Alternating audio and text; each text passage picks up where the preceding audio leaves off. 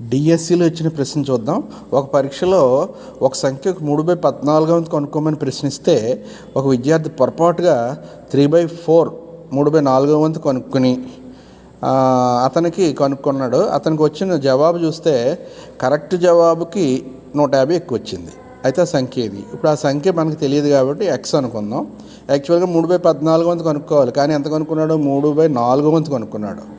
అప్పుడు యాక్చువల్గా కనుక్కోవాల్సింది ఎంత? 3/14 ఎక్స్. ఇప్పుడు ముందు కనుక్కున్నది దాంట్లోంచి రెండో దారి కనుక్కున్నది అంటే రైట్గా కనుక్కోవాలని తీసేస్తే 150 ఎక్కువ వచ్చింది. సో ఈ ఈక్వేషన్ ఇలా తయారు చేసుకుంటాం.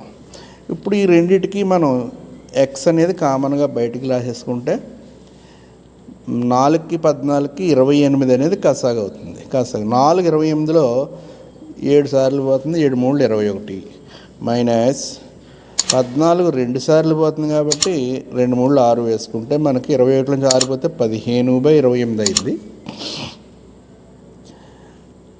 ఇంటూ ఎక్స్ ఈజ్ఈక్వల్ టు 150 వేసుకుంటాం. ఇప్పుడు ఎక్స్ ఫైండ్ అవుట్ చేయాలి కాబట్టి 150 ఇంటూ ఇది అటేపుకి వెళ్తే మనకి రెసిప్రోకల్ అవుతుంది, 28/15 అవుతుంది.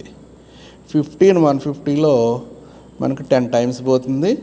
10 × 28 208 అనేది దీని ఆన్సర్ అవుతుంది.